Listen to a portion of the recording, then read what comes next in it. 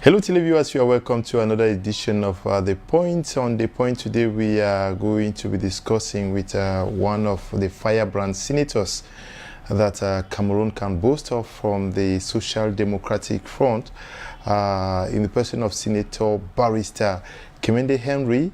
He shook the Senate in a plenary 2 days ago. That caused our moving from Douala to Yaoundé to meet him at his Yaoundé residence to find out what was happening at the upper house of our assembly. Barrister, we are glad to have you on The Point. Thank you very much. A pleasure is mine. How are you this morning? Well, fine. Thank God for today. Okay. We live by His mercy. Okay, the paper, especially I'll start by quoting the Guardian Post newspaper that said you caused a stir at the Senate 2 days ago. What happened? Well, it was question and answer session for the Minister of Mines, Industry and Technological Development. And the bill under review was the bill on the Petroleum Code. Yeah, the bill on the petroleum exploitation. So it was after the bill must have been adopted in the lower house, it was sent to us for a review. And we were looking at it and questioning the minister over the bill. And then it was my turn, after I had indicated before that I have some questions for the minister. It was my turn to ask those questions. And I began by making an observation. I began by asking leave of the president of the Senate to make an observation with regard to the crisis in the English-speaking regions, or the Northwest and Southwest regions. Because I said part of that territory will be used for the petroleum exploitation. Part of that territory is the territory where contracts that will be signed subsequent to this bill that should have then become law are going to be executed on that land. On that land, Manfe areas, all those. In fact, there are many petroleum spots whereby petroleum exploitation shall be done in execution of the contracts that will be signed pursuant to this petroleum code. So I said, before I asked my 3 questions, which I had for the minister, I would like to make an observation with regard to the ongoing crisis, which we have permanently refused that the people's representatives will not discuss it, despite the pressure of my party, the Social Democratic Front, at the level of the National Assembly and at the level of the Senate. Nobody has budged. Nobody is prepared to discuss the issue. So I said, let me make my observation before I continue to my question. And that's where I opened the can of worms. Now, were you allowed to make a submission to the end, or you were halted? In fact, I'm really, even till today, I'm wondering whether all of us, the senators, or all of us, the parliamentarians of this country, we understand what is meant by parliamentary democracy. Okay. Parliamentary democracy, that is, in fact, parliament is even has been couched out from the word parler. It's French. I'm surprised about it. Parle, parlement. Là où on parle, where we talk. You get the point? But if you cannot talk there as a people's representatives, then tell me whether the people you represent can talk. If you cannot talk as a representative in a house where talking is the order of the day, where talking is what even the parliament stands for, can then the people you are representing, can they talk? I now see that there are some people in this country. What you are saying, Senator, is that you were halted, not to. I was disrupted. In fact, I didn't. What I prepared for to address the Senate on behalf of the SDF senators, on our joint behalf, because they disrupted me and it never flew again. But at least I insisted, knowing that I'd already had it in mind that since the Senate is overwhelmingly made up of CPDM parliamentarians or CPDM senators, I knew that they would not be comfortable with me saying things that will be like throwing sand into their gari. So I knew that they would not be happy with me. I knew that some of them will object, but then I'm happy with the fact that I was given the chance by the president to express my views to a certain extent. I was very dissatisfied to see a senator who stood up in the Senate and was hitting his hands on the table, disrupting, virtually like causing a commotion, like asking the rest to rise against against Senator Kemende, who is talking as an SDF senator and talking as an opposition senator on his right. In fact, and it is through that behavior, and even another senator whom I respect very seriously, who has been a minister of this country, and now a senator, came to me to seize the microphone, but I told him that no, he doesn't know what he's doing. I just told my God, forgive him for he doesn't know what he's doing. And I told him that I will say what I have to say. And he went back. I'm happy he went back and got his seat. And honestly speaking, I asked myself, the person who stood up and was hitting on the table, I asked myself whether that's a senator or those are some of the senators who are appointed to come and gag the real senators of the nation from representing their people. Now, this move, I'm sure you took the Senate by storm, by surprise, especially your president, the Senate president. This move that you undertook, it is an initiative. I don't know whether it was a calculated plan by your party. Was this what you brought from Kemende or the Northwest region that you are representing? I first of all announced the idea that I will not be a dormant senator. I will not be a dormant parliamentarian in parliament. And that if I represent these people, and I'm just from the ground, or from the what you fondly call ground zero. Yeah. I'm from the region. And if I cannot represent them, where those things, what is happening to them, where their tribulations are supposed to be channeled for the world to know. If I cannot represent them in that plight, then what am I doing? Am I really a senator? Am I really a parliamentarian? I said before leaving, I will I'll talk to my colleagues, and together they will give me their go-ahead for me to represent them and say what is happening to them. So you had their blessing? I developed the idea solely to my colleagues who imbibed it and who empowered me to go represent them at the rostrum and talk it on behalf. What I said was on behalf of the entire party and in general, and the SDF senators, 7 of us in particular. It was a reflection of what is on the ground. It's all what I said is what actually was gathered from the ground. And we thought that our party has one discipline, as if you call it party discipline, is to represent the people. When in our party we say power to the people, we really mean it. We don't say that the people will give you power and when you go you start enjoying goodies, you forget about them. No, we say power to the people means power to the people at all times that you are acting as a leader, you think about the people. Secondly, our party tells us that we should speak the truth. Tell the people the truth. Or tell people who are supposed to get the truth, tell them lay bare the truth so that they can make use of it. People who are in governance can make use of it the way they like. And that is actually what, taking the floor, I did, going by my party SDF discipline, which is that of representing the people and telling the truth wherever I am.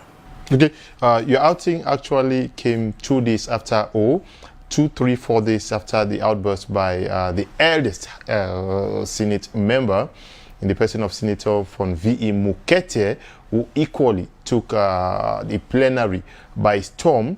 What was your appraisal after that outing? In fact, I had wished that he took the floor. He said those things that he said when he was the day of the opening. The day of the opening, when he was at the rostrum as a representative. The doyen Dash. What he was representing the interim bureau. Yeah. When he was up there, if he made that statement on that day, if he said what he said on that day at that bureau, it would have sounded a message to the whole world about the Anglophones and the crisis in the Northwest and Southwest better than he did it towards the last day. But then I would rather say better late than never. I think he's now communicating now with the God Almighty, because he knows that any moment from now he will meet him. Or normally we are all dying.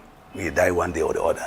At least particularly we die normally, naturally by age. No.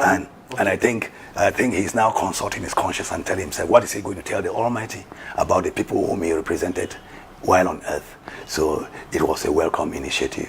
Yeah, our reporter in Kumba went through the streets of Kumba, spoke to the people of Kumba, who in their majority are asking why he is coming out today, 3 years after the commencement of this crisis. Well, whether he has been obliged by the circumstances on the ground, whether he has been obliged by his own personal experiences, whereby his assets are under threat, or whether it is from his conscience, it is known to him. But I think, as an observer, I would say it is better late than never, because he's one of the remaining fathers of reunification. He has been a minister representing Southern Cameroons in Nigeria, in the Nigerian government. So he has worked for Southern Cameroons when Southern Cameroons was in Nigeria, and when Southern Cameroons became self-governing, and today when Southern Cameroons became part of the present-day Republic of Cameroon. So he has been in power throughout from pre-independence days to post-independence days. So I think he is in place to say what, and he has expressed his dissatisfaction, even though he has expressed it in the CPDM manner, without actually reflecting what his people are clamoring for. Even though he has not really come out. He was going on small issues of road compactment and agriculture, and he talked about the need for 10 autonomous regions, and talking about how each region is qualified to be a state. He talked about all those things. Yes, it's good, but then that is what we have been. That's what my party stands for. That's what the SDF has been clamoring for right from creation. That the best system for this our country is a federation. As to how many states and all that will be when it will be discussed, when we'll be on the table to discuss that as to what type of federation we want. You see, that's when we'll be discussing that. But I think any federation that does not have specific constitutional provisions for the English-speaking regions, then that is not a federation welcomed by the Anglophones, part of whom I represent in the Senate. Okay, Senator von V.E. Mukete took a solo action. You equally took a solo action to address the burning issues, especially.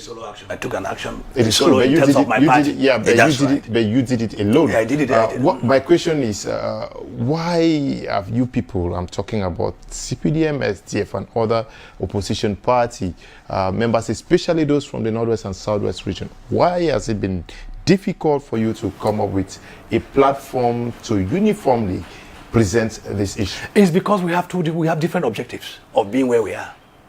There are some people who are there in where we are because they needed an employment. There are people who are there because they are looking forward to making a political career of growing from being senators or National Assembly or parliamentarians of the lower house to something else, to be minister. Why not? Because that is actually what makes us, we cannot come together, because we have different objectives. And we are governed by two different parties and their disciplines. For the SDF party, the SDF, we have our party discipline is representing the people at all times and speaking the truth. And that's our own party discipline. And that is what His Excellency, the chairman of my party, Nijon Frundi, told us, has kept telling us. Speak the truth. Represent your people. Let them feel that power is only to the people. And that's why when we go back, we receive consultation. We do consultations. People meet, talk to us. Party militants were on ground zero. They talk to us, and then that's how we represent them in the house. Even though some of them are now gone past the issue of representing them, they say we should not represent them any longer. We are not. They don't have representatives. They don't recognize our being here. We are being in the diaspora. Yeah, that's going to be my next question. But I want us to stay with this collaboration. Yeah. To answer the question further, we have once taken an initiative.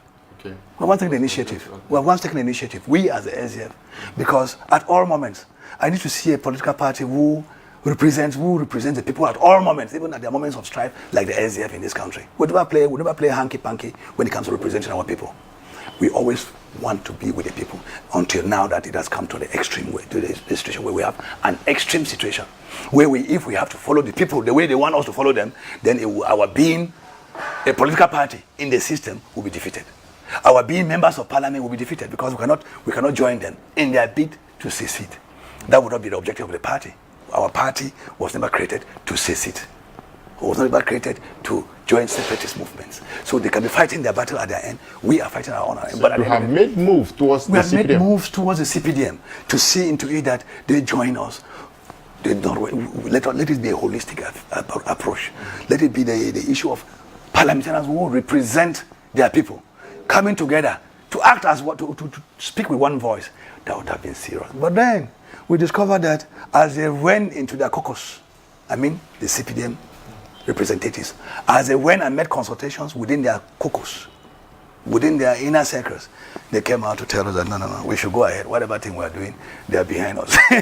Whatever thing we are doing, they are behind us in spirit. That we should just go ahead. Everybody does his own way, but we should go ahead with what we are doing. But when Alice, you say there is a party discipline that defines the way you people are supposed to operate as SDF. Which is that of the expectation of every. Yeah, and the CPDM equally has what they call party discipline. But when you discuss away from party politics, because I'm sure you are friends to some CPDM senators and MPs, do you have the feeling that they are regretting finding themselves where they are and that they are yearning to express what is going on. You have hit the nail on the head. They are regretting.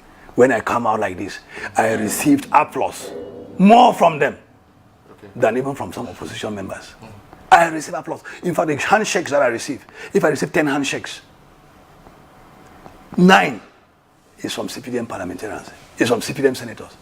If I have people who call me, I can think if to go on a lighter mode. If I have people who say, "Vous êtes mon avocat," I'm your lawyer, you are my lawyer. Oh, this is my. When who are happy to see me. If I have clients in quotes in the Senate, I think most of them.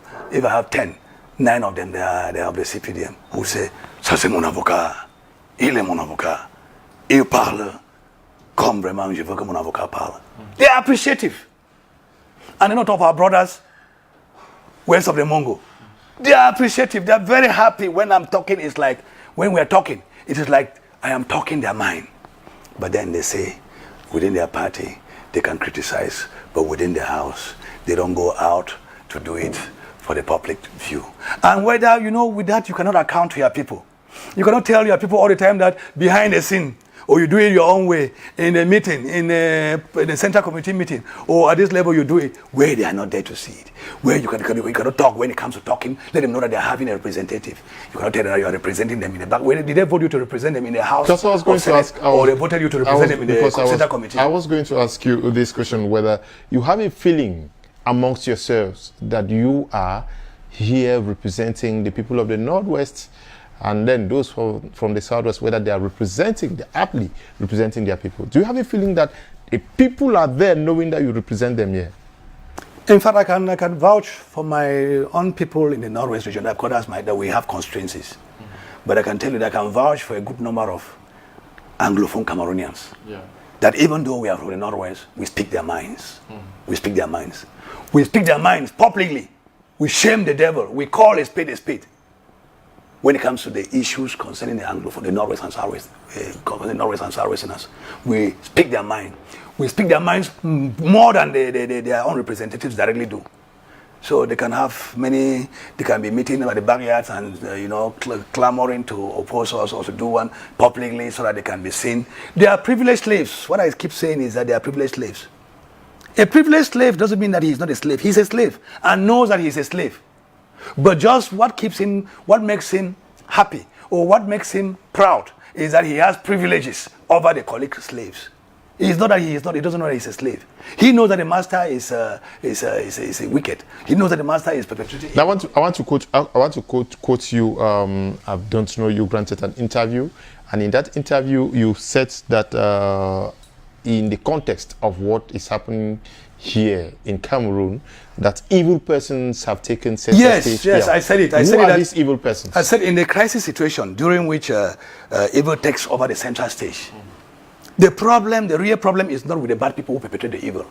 It is with the good people who remain silent. Okay. You get the point? When I talk about evil people, what is happening now? Our land has been infested by evil. Oh, what is happening? What is happening to the Anglophone Cameroonians, the indigenous Anglophone Cameroonians, has never happened to their lives, even from the colonial days. They have actually never been brought under servitude. They have never actually been colonized. They have never been asked to do what. Their land has never been infested as it is today. It is evil that has taken over our land. It was a glorious revolution by which we started. It was a glorious revolution. The glorious revolution being what? That people voted voluntarily with their free mind to come to have independence. Whatever that was. Independence by joining their brothers of east of the Mongo.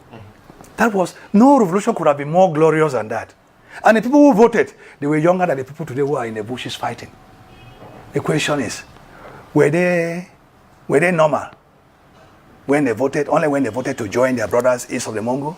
And now that they are clamoring, haven't received treatment, haven't received injustices for more than 50 years. And they are now about to right the injustices. They are clamoring against the injustices, and they say that instead of going, if we must go the way we are going, we better go back to where we were before coming together. We better maintain our internationally recognized boundaries. We better go back to be Southern Cameroonians and start from scratch than going the way we are going. What is wrong about that? Is that not somebody's opinion? What you are supposed to do as a leader is only to convince him by positive actions to take him away from that, having that idea. Not to kill the idea, not to kill him with the idea. Because you will never kill an idea with a gun. Never. That the thought of separatist thoughts never started today. But then the government would have been carrying out positive actions. Okay. Where did we, and revisiting the past, where did we go wrong? What can we do to correct what has been done in the past? We may not be frank to ourselves, but the truth about it is that there have been constitutional fraud on the Anglophone from constitutional. I will still quote you. You said you raised the issue of the situation of Northwest and Southwest senators, whom you describe as IDPs. Yes. That is, according to you, their situation is actually not too good. It's not good. It is not. It's not healthy. It is very risky to live with the people back home, say in all the 7 divisions in the Northwest and 6 in the Southwest region. Now, why would senators and MPs be going through this yet cannot raise their voices in a Senate or National Assembly? We have done our own. We have done our own bidding. We've done our own. The hands are tied? Yes, our hands are not tied. We of the SDF, our hands are never tied. Yeah. The chairman of the SDF, Nijon Frundi, said it that even if he had only 1 senator in the Senate there, he would perform like 20, like 30 of them. And you can see it for yourself. 7 are doing what 100 senators cannot do. Yes. So what is there is our hands are not tied in the SDF. We speak, we do our duties. We speak, we lay the truth bare. Let the government make use of it. If the government is misusing the truth or doesn't want to face the truth in the face, that is their business. But the thing is that what I know about life is truth will always prevail. And I'm a history student. I've read history. I don't think that Cameroonians are made of a different. They were created differently from the rest of the world, different from the rest of the peoples of the world. What is the truth will end up prevailing. I've never seen a situation where people are ruled by force throughout their lives, where people are constrained to live by injustices throughout their lives. It will never succeed. It will never work. You have written requesting accountability or hearing from the President of the Republic. We've seen other institutions like the National Human Rights Commission decrying the fact that they have written severally to just have equally sent words of requests for response from the presidency, and the presidency seemingly has not responded. Do you think, like other people often see, that the president is ill-informed, he's not given the right information, certain things are hidden from him? I don't want to say that the president is, certain things are hidden from him. Why do we make our president to look like a god, like a mini-god, who is living in space and we are living on Earth? So you should be expecting. He's supposed to, as a leader, he's supposed to know what is happening on the ground. He can carry out his own personal investigations. So he has TVs in his. What stops him from putting on a television station like your TV outlet? What stops him from pressing the button and listening to My Media Prime? Is anybody who censors him on that? What stops him putting on the television and listening to Equinox? He must only listen to CRTV that sugarcoat everything that is happening real on the ground. He must not. But he has fashioned himself just to listen to himself. He has fashioned himself because listening to his people, they know what he wants. They only give him what he wants. So that's listening to himself. By implication, he's not going to answer your call for accountability. Well, I may not know when exactly he may change his mind, because, the truth, as I say, the truth, you can never tell when it comes. Mokete never spoke for the rest of his life. He has spoken today in the place where he has been before for 5 years and has never spoken. He has spoken today. You can never know when somebody's conscience will prick him to say, okay, let me give, because he knows all what is happening. He knows about the Anglophone crisis more than any Cameroonian. He knows what has happened to the Anglophones. Put Francophones in our position, they will even rebel more than this. If we were the Anglophone majority and the Francophones were the minority and we were treating them this way, honestly, the explosion would have been double what is happening in Anglo, because Anglophones know how to contend. There are people who say, according to the law, they respect law so much. They are very docile, and their docility has been taken for granted for too long. And until it has come to a point whereby, as they are rising, they are instead neglected. They say, they are working on the mindset that they had of them yesterday. Say, let's let Jean you people faire quoi? Vous allez faire quoi? That's what Weaver said. He was told. Okay. Okay, we are going to take a short break. While we take this break, we move over to the Senate to listen to what Senator Barrister Kemende had to say.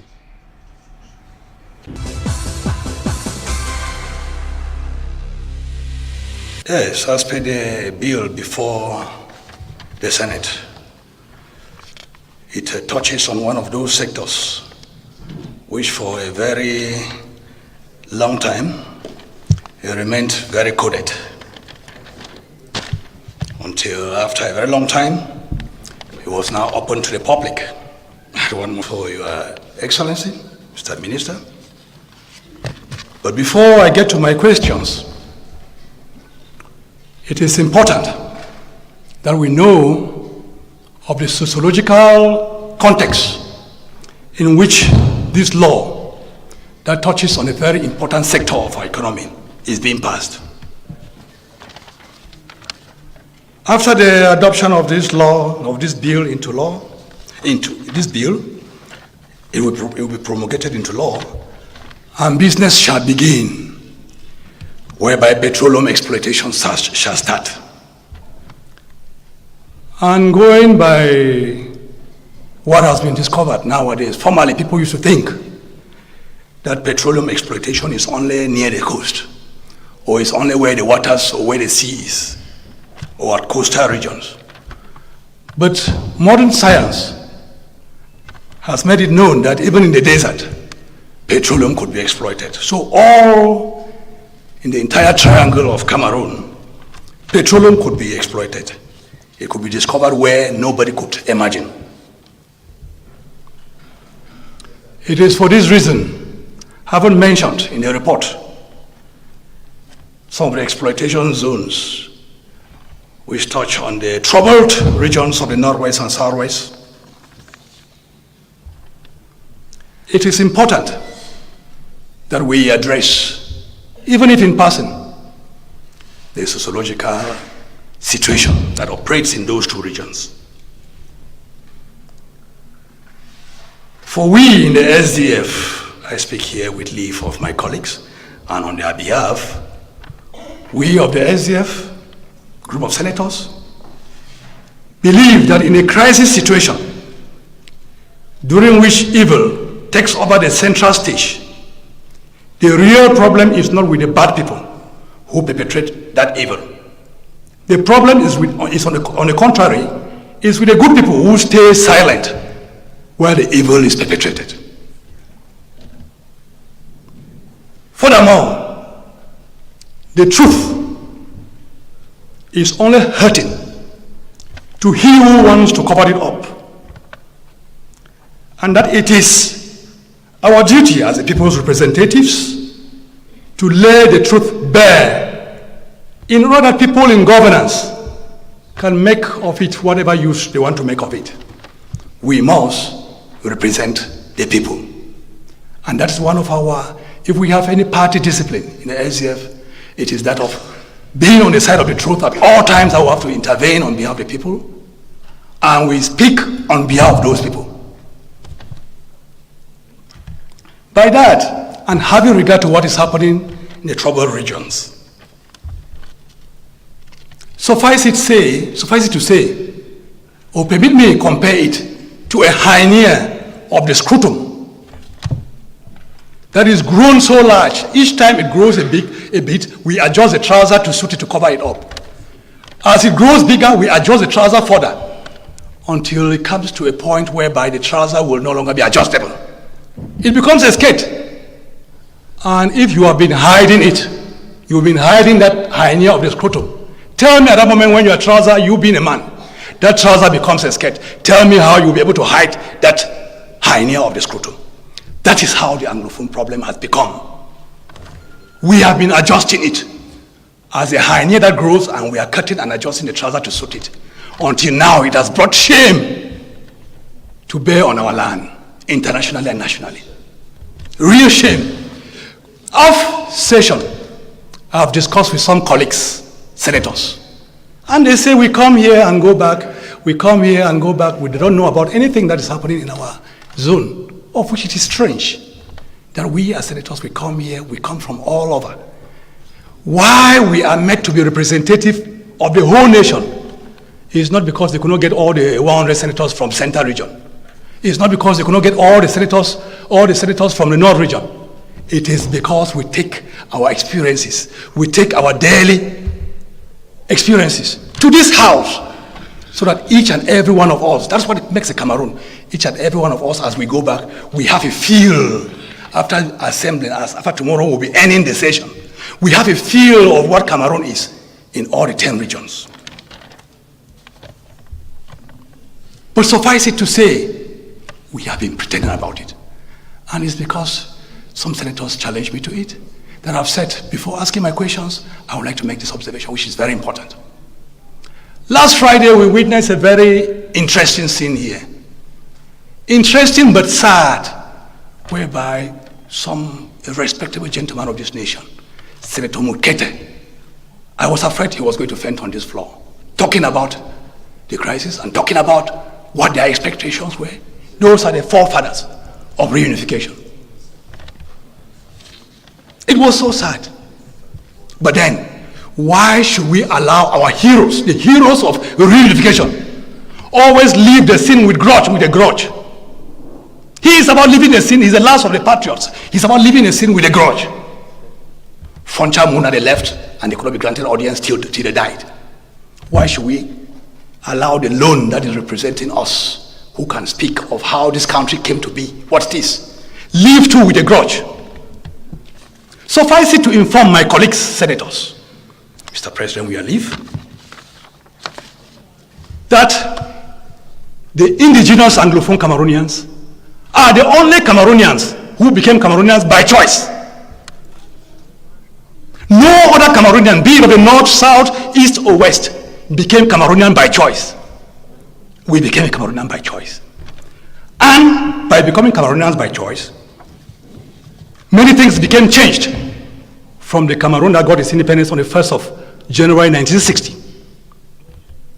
The map of the country changed automatically to include the Anglophone Cameroonian section of it. The flag changed from green, red, yellow to green, red, yellow with 2 stars. The territorial boundaries changed automatically. The national day that hitherto could have been celebrated as 1st of January 1960 became a different date. Multipartyism and all you can name it. It's all been influenced by the English-speaking factor. Why should we downplay it? I am going to it, I have my question, but it is important that we don't come. There are many of the senators, should I inform the House? There are senators here who are internally displaced and they don't go to their areas after leaving from here on Wednesday. And we should always address ourselves to that each time we are talking about Cameroon being as it is. Because the area that make up the Northwest, troubled areas of Northwest and Southwest, shall eventually form part of the petroleum exploitation. And I don't think that petrol will be exploited over spilled blood. That is why it concerns this topic under discussion. That petroleum will not be exploited over the blood of Cameroonians, and that is why we have to address it before talking about these contracts. Not yet, Mr. President, with your leave. We are talking about a situation whereby I am living from a region where to live, my dear fellow senators, we're living. I'm talking as somebody who is living by grace of God. Living is a privilege. I'm the one who speaks now. Could you give me the microphone? I don't know whom you... They have given me the microphone. Nobody has given you the microphone. Let me learn. I'm on my feet. I'm a representative of the people. Could you allow me learn, sir? You are a senator like me. Let me learn. Could you allow me learn? I have not learned yet with my questions. Could you allow me learn? I'm living from a region. Let me share my difficulties with you. I'm not living a normal life of a senator in my region. I'm internally displaced. And I move over. Living is a privilege. And to die is a rule in the Northwest and Southwest regions. That's why we are all become internally displaced here. Dear senators, we have situations whereby the administrators, they are giving a report of what happens in the field. And they tell the military, I'd like Cameroonians to see you acting the way you act, but I'm talking to come from from the entire country. And it's my duty to inform my colleagues what is happening to my region. We have a situation, he says to the military, il faut continuer avec le ratissage. That ratissage means destroy everything to the ground level. That's why you have destruction and burning. Il faut continuer avec le ratissage. We have a situation in Noni where people dug a grave. And they were asked to enter into it, and they were shot dead and buried inside a grave. A whole village in Bamukumbi, Balikuma subdivision, has been razed down. Balikumbat, where I come from, a quarter was swept by fire, and somebody escaping from fire was shot and thrown into the fire. A whole quarter was brought down. I wrote complaint about the military, and I was told that if they don't investigate, what will I do? In Batu, after killing a lady, a landmine was placed under the corpse. And when the family came to take the corpse for burial, it exploded, killing more and wounding others. That's the situation we're living in the Northwest region, and it is important for me to let my colleague senators understand. Very important. Mr. President, the way to look for a lasting solution to this problem, in order we can have peace can return, is for us to revisit our past, to say, where did we go wrong? Can we apologize if need be? Can we make a way forward by looking at our past to see where we went wrong and to see how we can correct the past in order to know where we belong and determine where we go to? That said, Mr. President, with your leave, let me ask my questions to the Minister of Mines. I can now ask my question to the Minister of Mines. Maybe me, I'm a lawyer and a senator in this house. And I would like, ladies and gentlemen, I would like that the population that we represent should see to the reaction. Monsieur le sénateur, tout ce que vous dites ne figurera pas au procès verbal. Let me ask my questions, Mr. President. I have my questions and I have a right to ask them. Can I now go to my questions?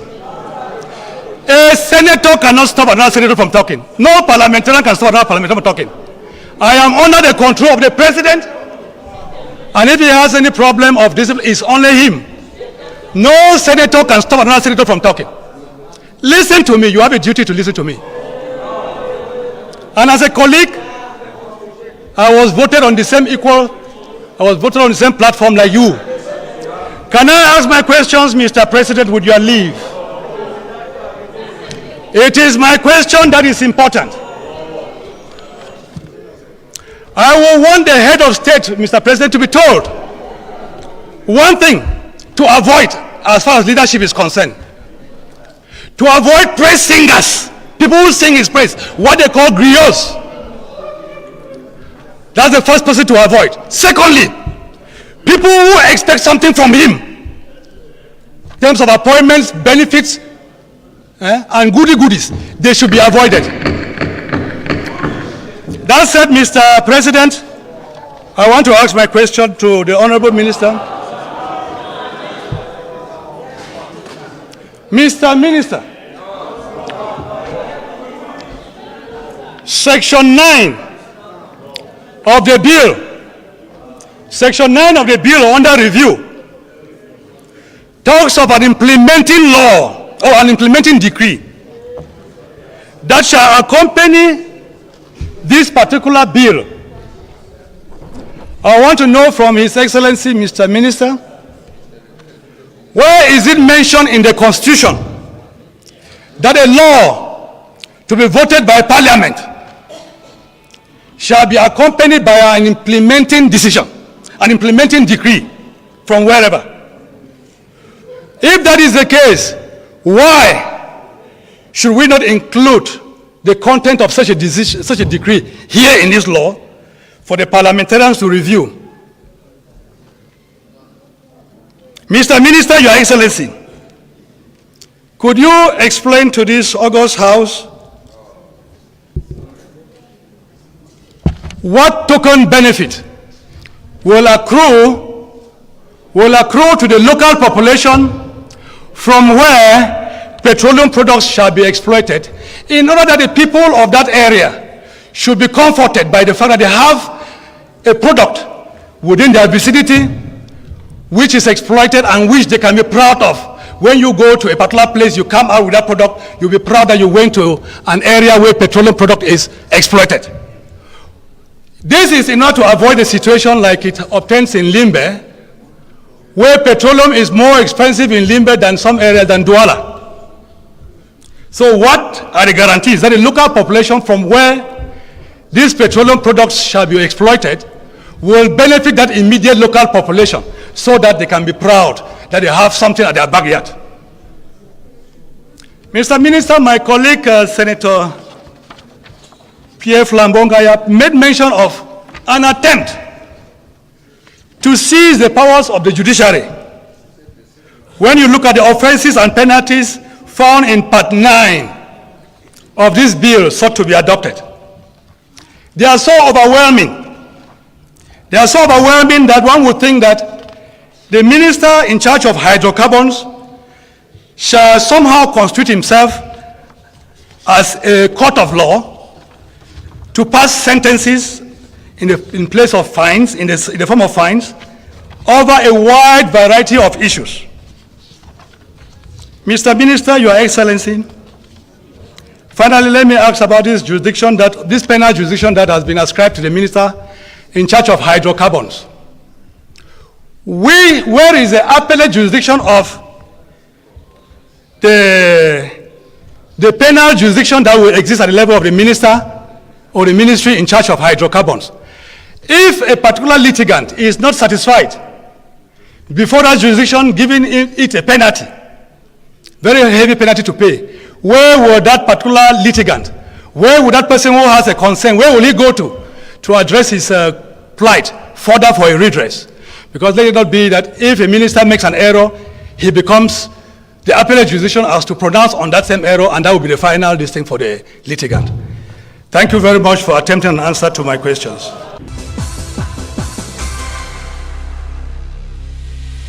Welcome back. You are watching The Point on My Media Prime, and our guest in the program today is Senator Barrister Kemende Henry, who is a senator of the Social Democratic Front from the Northwest region. Barrister, we continue with our discussions on the point. You, I'm sure, were one of those who yearn to see the creation, the implementation of this institution as enshrined in the 1996 Constitution. I'm talking about the Senate. It has been existing for some years now. About 20. Yes, you are now part of it. Do you think the Senate is living up to its billing, what Cameroonians expected of it? Not at all. You go back to memory lane, my brother, and you discover that even the 1996 Constitution did not meet the aspirations of the Cameroonian people. The 1996 Constitution was the upshot of the tripartite. The tripartite was triggered by the Anglophone crisis. All Anglophone Conference 1, all Anglophone Conference 2. Every crisis of this constitutional crisis of this country, may I take this information, this opportunity to inform Cameroonians, has been triggered by the Anglophone factor. People keep saying, oh, the Anglophone problem is like the northern problem of the Northeast, problem of the Bassas, problem of the Bamilekis, and all one. And I say, no. The Anglophone problem is a constitutional problem. Because Anglophones became Cameroonians by choice, by voting.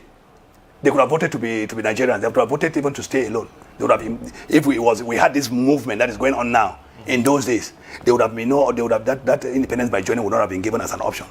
It would have been outright independence. They would have clamored and got their independence. But it's because of the fact that, for one reason or another, the leaders represented gave an impression that they could not sustain themselves alone. That is why they had to annex them to a country, one country or the other. But if we had this clamor that we had in those days, it would have been an Anglophone. The South Cameroon would have been an independent country. because it's not a matter of size that gives independence. Gambia is a small, there are many countries, about 50 countries of the world in North Africa, that are smaller in size and lesser in population than the southern Cameroons. So it is something which happened, and some people are taking advantage of that historical accident. Meanwhile, we would have taken it as a resource, we would have taken it as a virtue, as something to... So you say the Senate is not meeting up to expectation? The Senate is not meeting up the expectation. What the Senate has created did not meet up the aspirations of the Cameroonians at that time, or of the Anglophone Cameroonians at that time. They clamored for something different. They clamored even for the same federation that they are clamoring for, that we stand for, and they were given. But it's like all times. It's like Jesus in the Bible. He was thirsty, and he asked for water. They gave him vinegar. They gave him vinegar. That is what is happening to the Anglophones. And let me tell you what, it is a matter of introspection. Let every Francophone look at himself, whether if he were in the position of an Anglophone, he would have behaved differently. I am telling you that the average Francophone whom I know, I've read about French. Senator, is that why the Senate is failing in its responsibility? The Senate, we in the Senate, we are not failing our responsibility. We are instead bringing the... No, I'm talking globally, as an institution. They are not failing their responsibility. Where we have been talking, we have been criticizing, but it doesn't count because of the fact that the system created the Senate. It was created to meet up individual aspirations rather because if I may ask you, what has changed since the creation of the Senate? What has changed in the way bills are adopted, voted? What has changed fundamentally? If to be selfless, it's not because I'm a senator. Yeah. I'm telling you that most of us in the SDF, we never came to the Senate because we were not employed, because we were looking for employment. I personally am a professional lawyer. The Senate is made of professionals, teachers, journalists, and all whatnot. We are all there are 3 lawyers there, myself, a journalist, a professional teacher, and what have you, an agronomist. We have people, everybody was employed. And I will tell you without mincing words, it's not because I'm in the Senate that I should defend the Senate. If I become head of state tomorrow, if the Senate must continue playing the role they are playing, I'm scrapping it the next day. What is fundamentally wrong with the Senate? Is that it's made to duplicate the National Assembly. Okay.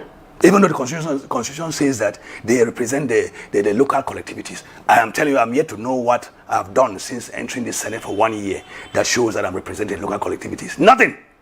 There will be no special bill that has been brought to us only for us to examine as representatives of local collectivities, that are the councils and the regional councils, as the case may be, that it has been given to us uniquely as representatives of those councils, because we are voted by councillors, to look at it and give it a special dissection only by the Senate to show that we have that special status.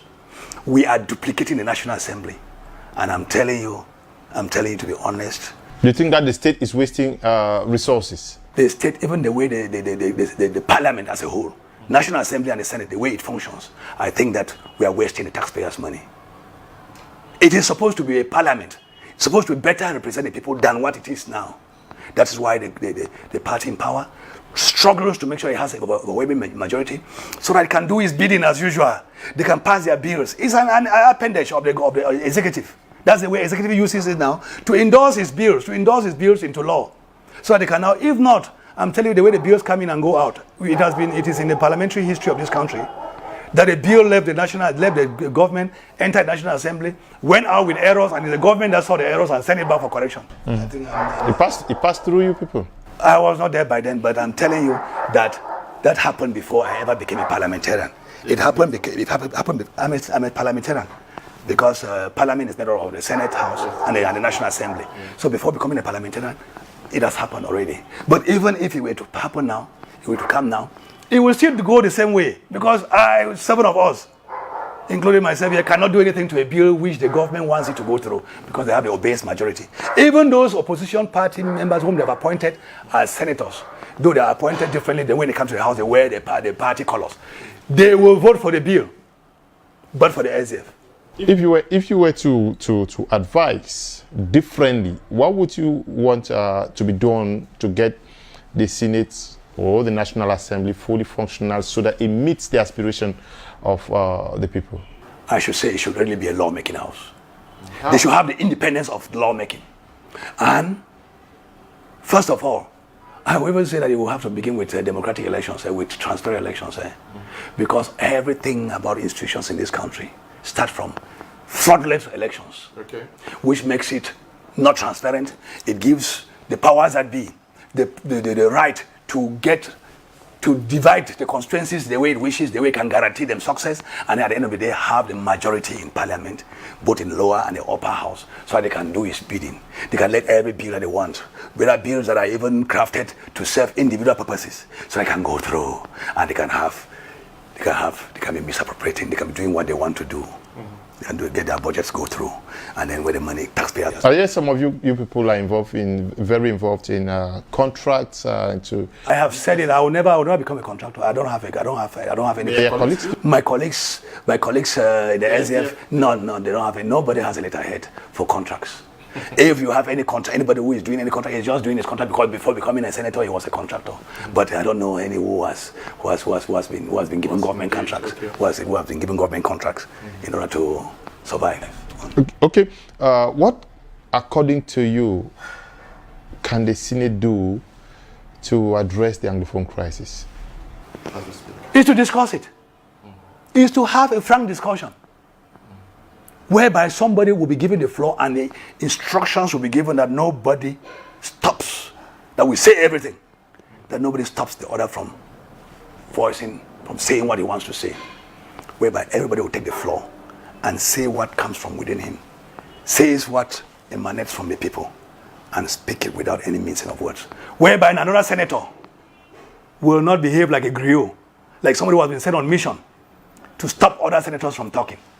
Or whereby something will not be considered, something to put on the floor will not be considered an abomination, will not be considered a taboo topic, as even when this crisis started, federation was a taboo, as if federation would never be a federal state. Where everything will be put on the table and discussed, frankly. And if it comes to issues concerning this Anglophone crisis, let only the Anglophone parliamentarians speak.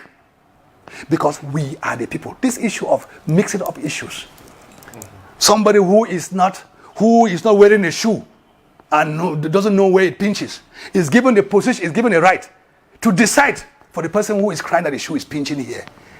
That is when we can be looking for, can be moving. Should it just end at the level of just discussing? Discussions end up with resolutions. Okay. End up with resolutions and decisions that are overwhelming. In fact, I think that the issues of our Francophone brothers delving into this Anglophone crisis and pretending to be Pope, to be papal more than the Pope, it's uncalled for. That is the same deception they used in 1972 to sweep the federal constitution under the carpet, under the guise that it was expensive. Who determines whether something is expensive? We arrived at something as a permanent solution, and the constitution made it that federal structure of the state shall never be tampered with. Article 47 of the federal constitution made mention of that. We decide on something that we will never touch on this federal form of state. Somebody comes up alone because he thinks that he enjoys the money of the Cameroonian people alone, and that he can come up and say it's expensive to manage the two houses of assembly, it's expensive to manage two governments. Who told him that? If you are saying that it's expensive, then you are saying that it is expensive being together. You have been here for this whole session. On behalf of the people of the Northwest region, what are you taking back to them? Because I'm sure after now, you have to go back to Bamenda. What I'm taking back to them is nothing. I was never trained to be a military man. Okay. I was never trained to be some other person apart from the lawyer that I am. And presently, I'm using my art as a lawyer to advocate for them as a senator. Mm-hmm. What should I take to them again apart from what I'm saying to you? I will be sure that what I'm saying to you today will reach them before I ever reach Bamenda. Mm-hmm. And that is what I'm taking to them. What else? That I'm representing them.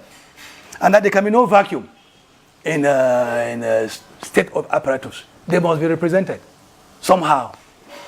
Before, with our grudges and all while we were in Nigeria, with our grudges put together, we were still in the Enugu House of Assembly until when we decided to leave. Mm-hmm. And when it was feasible for us to leave.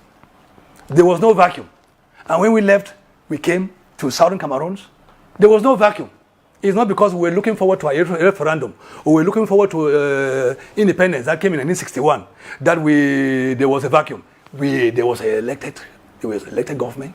There was parliament operating, whereby elections even changed hands from Premier Endele to Premier John Gu Foncha.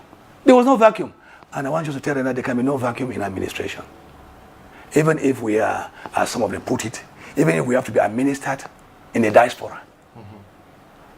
And if that administration is, as they put it, If we are minister in the diaspora, or we are ministered in can call it as I put it that way, Southern Cameroon's oversight.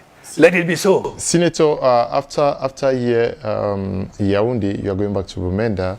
Tell me the life of a senator who is considered to be a representative of the people living in Bamenda. Do these pro-independence fighters, do they come up to you, to talk to you, to present their worries? No, my brother, without going to this issue of, I cannot play the role of a disarmament now, personally as a senator. No. I cannot talk to them. I don't even know them. I don't even know the fighters. Okay. They are not representing my party.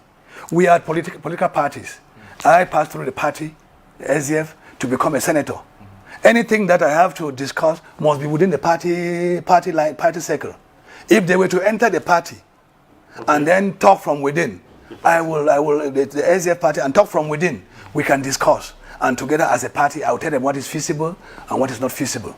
But our fight is not the same. It's not the same. They are fighting for restoration of the independence of Southern Cameroons. And the SDF does not. SDF is a political party created under the present dispensation, under the laws of this country. We cannot be, and then fighting for separation is not the objective. It's not the objective of this SDF. Okay, as a senator living in Bamenda, what's the life of a senator in Bamenda with the population of Bamenda? Well, has anything changed? Because it has changed. My life has changed because before being a senator, I was a lawyer. I used to commune freely. I used to move about freely with my people, with my clients, prospective clients, and the clients that be. You see, but now, because of what I am doing, because of my being in the Senate, for that matter, some people don't like to see me. That I'm in the enemy, I'm whining and dining with the enemy, as they put it. Some people don't want to see me, so I cannot move freely. Because some people may even give me a slap if they see me, and they still imagine that I am still in the Senate. Because some have been clamoring that we should leave. But which I tell them that leaving is not a solution, because leaving cannot be compared to the days of the Eastern House of Assembly in Nigeria, with the Enugu House of Assembly. Living cannot be the same that way, because by the time we were leaving, the ground was not occupied. We never had forces, military forces on the ground, as we have today. We have army, gendarmes, and police on the ground. This is no longer the case of the Enugu House of Assembly. And secondly, by the time we left, we were in Nigeria. Nigerian constitution did not take us as an integral part of Nigeria. We were administered together with them by Britain, to whom we were given as a trusteeship territory to nurture to independence. We are ministered with them for the convenience of the colonial master, the Britain. So it cannot be an issue of us comparing that past to today. So in Nigeria, the constitutional provision made us an exceptional class of citizens of Nigeria. Here, we are not given that exceptional treatment. There is nothing. Some people even think that they will have Cameroon Anglophones can claim to right to the Prime Minister, can claim right to the Speaker of National. You don't have any constitutional right to anything. The whole country could be managed by Francophones and there will be nothing wrong. It will be constitutionally right. Just as they too will say that the whole country, the whole government could be Anglophones and there will be nothing wrong. It will be constitutionally correct. There is no post that has been ascribed to an Anglophone. It's just a political convenience. It's just a political convenience that we say that the Prime Minister is an Anglophone. And what powers has he got, by the way? He has to report to the hierarchy where everything that he does. He does when he has limited powers. When are you going back to the Northwest? I'll be going back anytime soon after finishing with my business here in Yaoundé. I still have business here.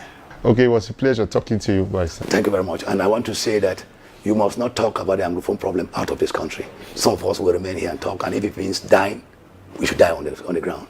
Thank you very much. Thank you.